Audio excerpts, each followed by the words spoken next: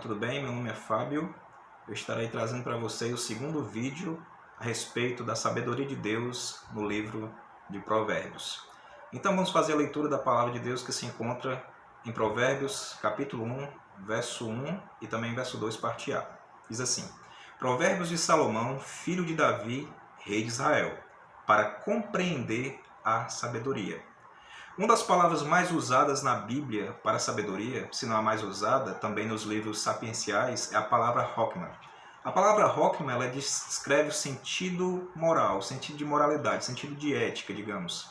Esse sentido quer dizer, ele remete a padrões de comportamento, a forma como eu devo proceder, seguindo leis, seguindo regras, seguindo alguns padrões. Mas a palavra sabedoria, ela vai muito mais além do que você seguir regras e padrões. Sabedoria é você tomar a decisão certa, independente de ter uma lei específica dizendo o que você deve fazer.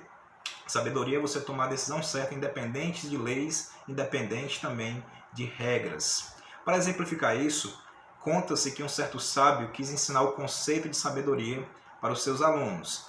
E ele disse o seguinte: se vocês tivessem uma viagem longa, o que vocês escolheriam? Um cavalo veloz ou um pangaré que anda lentamente? Prontamente os alunos responderam rapidamente: é lógico que nós preferiríamos o cavalo veloz. E eles rapidamente responderam para o sábio: e o senhor, o que preferiria? Ele disse: depende. Se eu estivesse no caminho certo, é lógico que eu preferia o cavalo veloz. Mas se eu estivesse no caminho errado, eu preferiria o pangaré que anda lentamente. Pois assim que eu percebesse que eu estava errado, eu não teria ido tão longe. Então o sábio ele deu essa resposta, o rabino.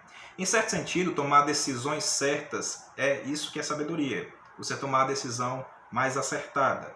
E o que nós temos que entender é uma diferenciação que existe entre conhecimento e entre sabedoria.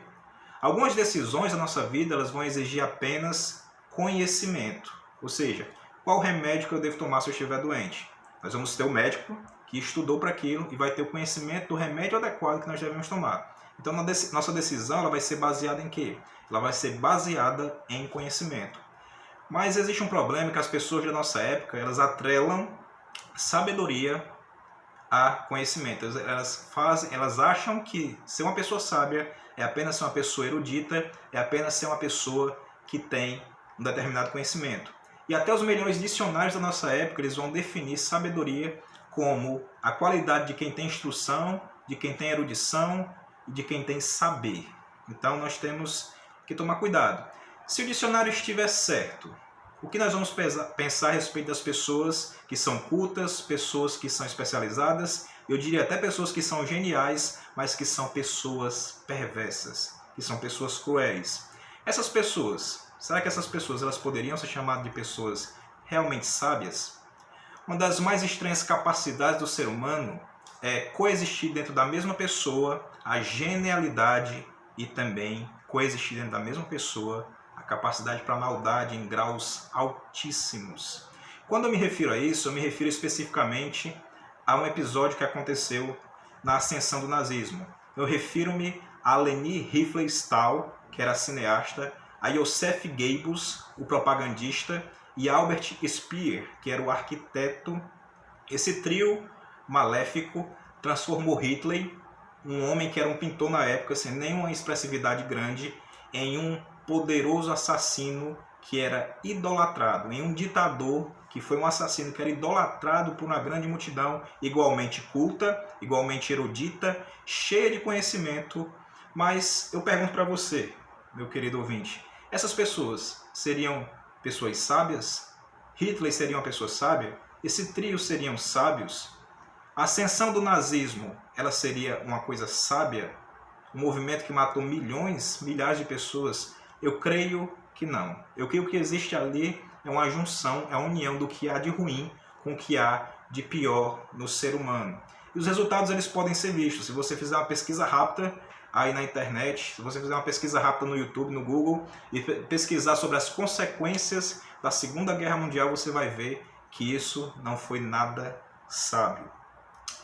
Outras decisões que nós vamos tomar elas vão depender de andar em conformidade com as regras. Ou seja, eu tenho uma regra, eu tenho uma lei, eu tenho um mandamento, então eu ando em conformidade com aquela lei, com aquela regra, com aquele mandamento. Por exemplo, existem mandamentos na Bíblia, que protegem o casamento. É dito, não adulterarás. Então, eu tenho a decisão de obedecer ou não obedecer aquele mandamento que diz para eu não adulterar e, em consequência disso, não macular o meu casamento, não colocar em risco o meu casamento.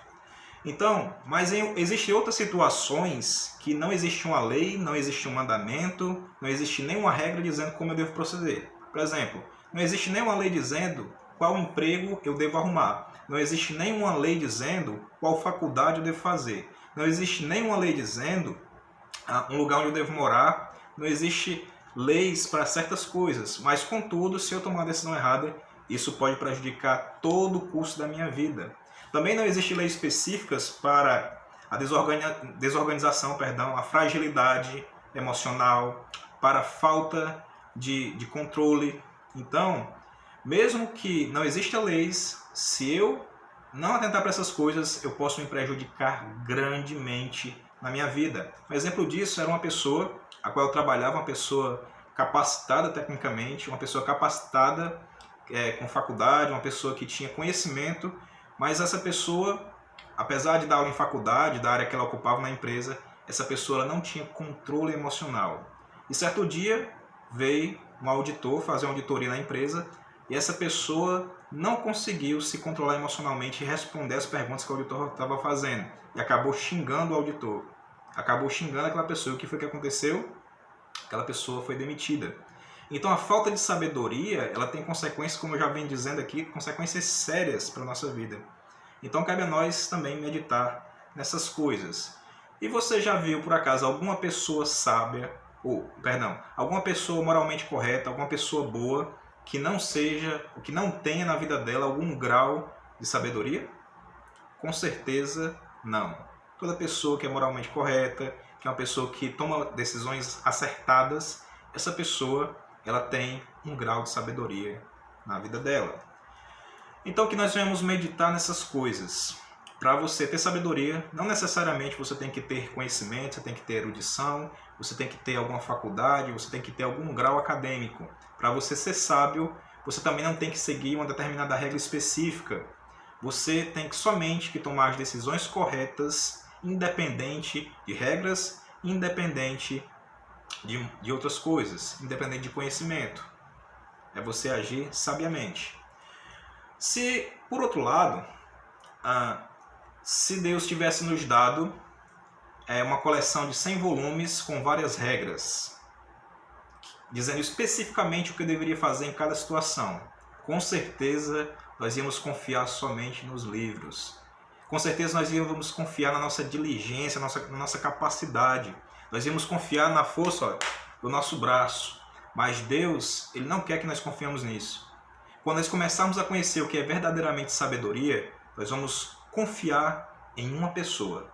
E o nome dela se chama Jesus Cristo. É isso mesmo, meu querido ouvinte. Jesus Cristo é a pessoa a qual foi dito de onde vem tanta sabedoria. Quando Jesus fazia suas ações, quando Jesus fazia seus discursos, quando Jesus convivia ali com as pessoas ficavam impressionadas com a sua forma de ser, com a sua sabedoria. Porque Jesus Cristo, como eu já disse no outro vídeo, é a própria sabedoria de Deus. Então que nós possamos refletir nessas coisas. Eu agradeço por você ter ficado até aqui. Agradeço as pessoas que têm se inscrito no canal, que têm deixado aquele joinha e que você compartilhe esse vídeo com seus amigos e que nós possamos estar juntos. Vamos só encerrar fazendo uma oração, pedindo a Deus que traga sabedoria na nossa vida. Oremos. Senhor, muitas vezes nós somos presunçosos, Senhor, acerca das nossas crenças. Muitas vezes, meu Pai, nós nos achamos porque temos as crenças corretas, porque acreditamos nas coisas certas. Mas te pedimos, Senhor, que mesmo muitas vezes nós sim tendo as crenças corretas, muitas vezes nós não procedemos de forma correta, não sabemos como proceder de forma correta. Pedimos, Senhor, traz sabedoria às nossas vidas, por qualquer meio. E quando ela chegar, nós reconheçamos que ela vem de Ti. Eu te peço, abençoa todas as pessoas que estiveram conosco até aqui, meu Pai. Em nome de Jesus. Amém. Obrigado e até o próximo vídeo do canal Seja Bíblico.